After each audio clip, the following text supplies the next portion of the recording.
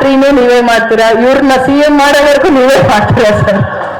CM prime minister ಅದಕ್ಕೆ ಆ ಒಂದು ಸಮ್ಮಿಶ್ರ ಸರ್ಕಾರ ಮಾತ್ರ ಬೇಡ ಸರ್, ಒಂದೇ ಸರ್ಕಾರ ನಮ್ದು.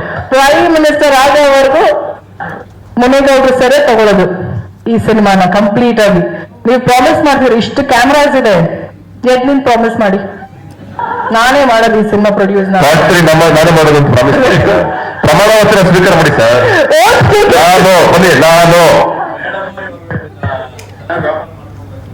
ನಾವೆಲ್ಲ ಸರ್ ವ್ಯಾಪಾರ ಮಾಡ್ಕೊಟ್ರೆ ಮಾಡ್ತೀರಾ?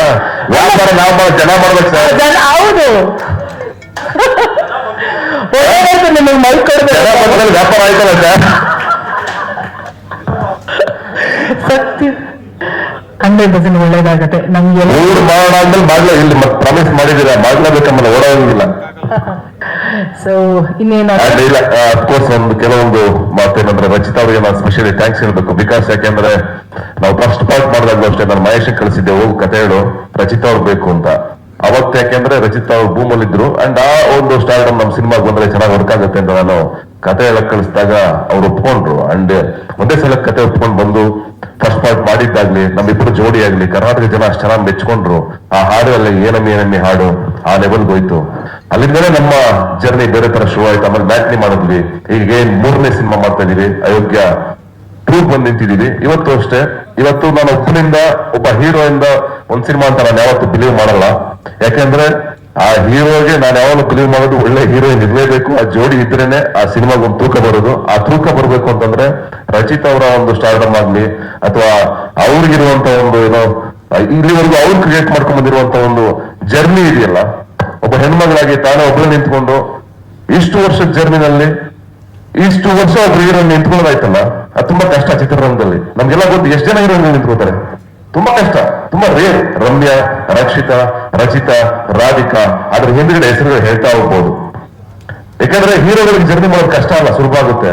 ಎಲ್ಲವೂ ಸುತ್ತ ಸೆಕ್ಯೂರ್ ಆಗಿರುತ್ತೆ. ಹೀರೋಯಿನ್ಗಳಿಗೆ ತುಂಬಾ ಕಷ್ಟ ಇರುತ್ತೆ. ಒಬ್ಳು ಹೆಣ್ಮಗಳು ಮನೆಯಿಂದ ಆಚೆಗೆ ಬಂದು ಸಿನಿಮಾ ಮಾಡೋಂತ ಕಷ್ಟ. ಫಸ್ಟ್ ಎಲ್ಲ ಸಿನಿಮಾ ಮಾಡ್ತಾರೆ ಹೆಣ್ಮಕ್ಳು ಅಂದ್ರೆ ಅಯ್ಯೋ ಅದೇನೋ ಬಾರಿ ಕೆಟ್ಟ ಕೆಲಸ ಹತ್ರ ಇತ್ತು. ಇವತ್ತು ಸಿನಿಮಾ ಮಾಡೋಕೆ ಕಾಂಪಿಟೇಷನ್ ನಿಂತಿದ್ದಾರೆ ಎಲ್ರು ಹೆಣ್ಮಕ್ಳುಗಳು. ಅದು ಖುಷಿ ಆಗುತ್ತೆ.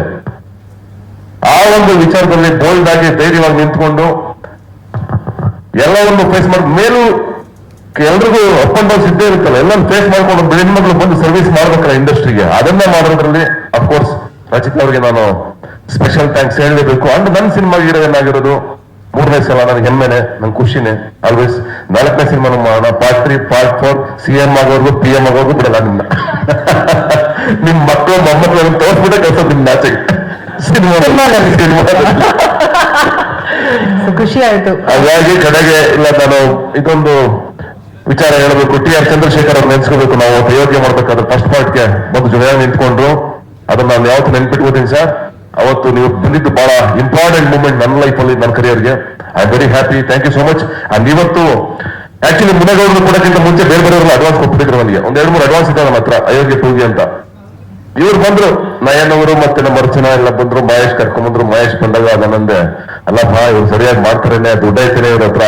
ಆಮೇಲೆ ಅಯೋಗ್ಯ 2 ಅಂತಂದ್ರೆ ಗೊತ್ತು, ಬಜೆಟ್ ಎಲ್ಲ ಹಿಂಗ್ ಹೋಗುತ್ತೆ ಏರ್ಕೊಂಡು, ಹೆಂಗಪ್ಪ ಕಷ್ಟ ಆಗುತ್ತೆ ಕಣೆ ಅಂತಂದೆ ನಾನು. ನನಗೂ ಗೊತ್ತಿಲ್ಲ ಸರ್, ನಾನು ನೀ ಬರೀ ಹಿಂದೆ ಹೇಳ್ತೀರ, ನನಗೂ ಗೊತ್ತಿಲ್ಲ ಅಂತ ಹೆಂಗಪ್ಪ ಅಂತಂದೆ. ಅದಾದ್ಮೇಲೆ ಬಂದ್ರು, ಪಕ್ಕದಲ್ಲಿ ಕೂತ್ಕೊಂಡ್ರು, ಏನ್ ಕಾನ್ಫಿಡೆಂಟ್ ಮಾತಾಡ್ತಿದ್ರು. ಸ್ವಲ್ಪ ನನಗೆ ನಮ್ಮ ಉಮಾಪತಿ ತರ ಕಂಡ್ರು ಇವರು. ಅಂದ್ರೆ ಏನ್ ಕಾನ್ಫಿಡೆನ್ಸ್, ಎಷ್ಟಾರಾಗ್ಲಿ ಸರ್, ಅದೇ ಎಷ್ಟಾರಾಗ್ಲಿ ಸರ್, ಹೋಗೋಣ ಸರ್, ಮಾಡೋಣ ಸರ್, ಹಂಗೆ ಸರ್ ಹಿಂಗೆ ಸರ್ ಅಂತ. ಅಪ್ಪ ಕೆಲವ್ರು ಮಾತಾಡ್ತಾರೆ ಕಣಯ್ಯ, ಒಳಗಡೆ ಇದೆಯೇನೋ ಗೊತ್ತಿಲ್ಲ, ಅಜ್ಜಿ ಬಂದು ದುಡ್ಡಿದೆಯೇನು ಅಂತ. ಆಮೇಲೆ ಒಂದು ಮೆಸೇಜ್ ತೋರಿಸು, ನನ್ನ ಪಕ್ಕದಲ್ಲಿ ಕೂತ್ಬಿಟ್ಟು ಸರ್ ಅಂತ ಒಂದ್ ದಿವಸ. ಏನ್ ಸರ್ ಅಂತಂದೆ, ಒಂದ್ ಮೆಸೇಜ್ ಇದೆ ನೋಡ್ತೀರಾ ಅಂತಂದ್ರು. ನೋಡ್ರು, ಏನ್ ತೋರಿಸಿ ಸರ್ ಅಂತಂದೆ. ಏನ್ ಮೆಸೇಜ್ ತೆಗೆದು ಹಿಂಗ್ ಬಿಟ್ರಿ ಹಿಂಗೆ. ನಾನ್ ನೋಡಿ ಗಾಬರಿ ಆಗ್ಬಿಟ್ಟೆ, ಅಯ್ಯೋ ಇಶುನೇ ನನ್ನ ಕೊಟ್ಟಿರ್ಬೇಕಾಗಿತ್ತಲ್ಲಪ್ಪ ಅಂತ. ಆಮೇಲೆ ಶುರುವಾಯ್ತು ಜರ್ನಿ. ಅವ್ರಿಗೂ ಕಾಟ ಕೊಟ್ಟಿದ್ದೀವಿ, ಸರಿಯಾಗಿ ಏನ್ ಬಿಟ್ಟಿಲ್ಲ. ನಮಗೂ ಕಾಟ ಕೊಟ್ಟವ್ರು ಅವರು. ಏನು ಸಾಧಾರಣ ಪ್ರಾಜೆಕ್ಟ್ ಅಂತೂ ಆಗಿಲ್ಲ. ಅದ್ರ ಯಾಕಾಗಿದೆ ಅಂದ್ರೆ ಅದು ಅವತ್ತು ತೋರಿಸ್ತಾ ಸಿನಿಮಾನ ಫೈನಲ್ ಕಟ್ ಅವ್ರಿಗೆ ಎಲ್ಲ ಮುಗಿದ್ಮೇಲೆ ತೋರಿಸಿದಾಗ ಅವ್ರು ಒಂದೇ ಮಾತು ಹೇಳಿದ್ದು, ನೀವೇನ್ ಮಾತು ಕೊಟ್ಟಿದ್ದೀರ ಉಳಿಸ್ಕೊಂಡಿದ್ದೀರಾ, ತುಂಬಾ ಚೆನ್ನಾಗಿ ಸಿನಿಮಾ ಮಾಡಿದ್ದೀರಾ ಸರ್ ಅಂತ. Thank you so much sir.